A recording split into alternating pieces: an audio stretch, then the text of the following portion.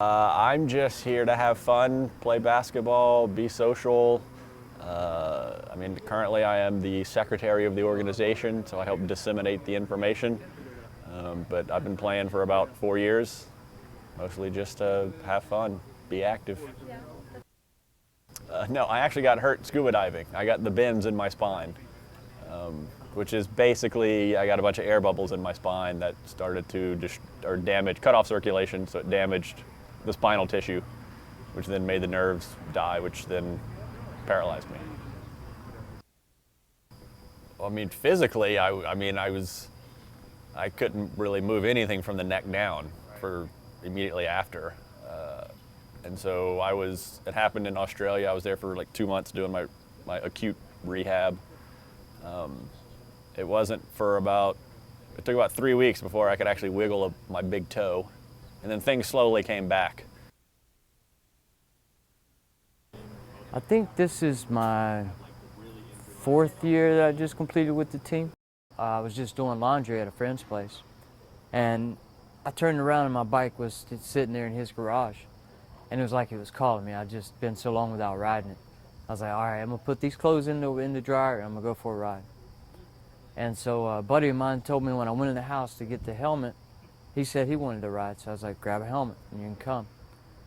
We ended up, from what I've all gathered, I can't remember the ride at all. I remember the front wheel hitting the pavement, leaving the garage, and looking down at my speedometer. We were going down an unfamiliar road. I looked down to see how fast I was going, and I looked up and it was like I was in a cul-de-sac. There was an overhanging tree with a curve that went to the left, and I missed it because it was so dark and I wasn't paying attention really. I think that's the reason. My friends say that, that guy pulled back on me and it's all his fault, because there was a straight line tire mark for about 100 feet before the curb. And when DPS ended up doing the calculations, I hit the curb, flew head first off the bike, and about 20 feet later there was a house. And I was perpendicular to it and hit it at 70 miles an hour head first. And there was a hole in the house, the shade around the helmet. So I went 6 inches into the house, broke about 35 bones, ruptured the aorta, or 2 out of the 3 layers above the heart. That had to get repaired. So the aortic walls I saw online were about 3 millimeters thick. So I was 1 millimeter from death, literally. I don't know how I made it other than the grace of God. I've been on the team since 2006. I went to camp with the coach whenever I was like 14. It was Larry Turner, and he kind of heard about the organization, and when I graduated from high school, I was like, well, what better city to move to than Austin? So I moved to Austin and started playing. I got paralyzed when I was 12. I got transverse myelitis. It's demyelination of the spinal cord. My own immune system ate the myelin off my spinal cord, which caused the nerves not to get to where they needed to be. Well, really, honestly, it was pretty depressing. That's your prime of your life. You're kind of growing into yourself, trying to figure out who you are.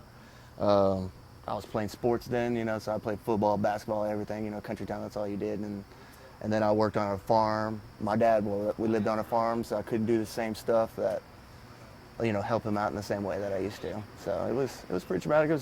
I was depressed, but I just knew I just had to strive on, be better, smile. Well, there's just the general friendships you form. We travel some, so we've gone to New Orleans, we've gone to Las Vegas. Of course, it helps. Keeping you active is just from a health standpoint is good. And then we go around and we do demonstrations for like Boy Scouts or Girl Scouts, so that's always kind of neat to expose the young generation to people in chairs, like we're no different from anyone else. I've made a lot of friendships. I come out here on Wednesdays and most of the time on Thursdays, try to. And just play ball with them. And that's our way of, I guess, getting along. Having fun is playing ball. Yeah, I got tons of memories. We have a blast. Especially every city that we go to, we explore. And you learn different quirks about everybody. And But definitely the team building, the relationships that we built over the years is just probably the most fulfilling. I mean, life's not over just because you're on wheels. And if you feel that you can't do something, there's always another way to do it.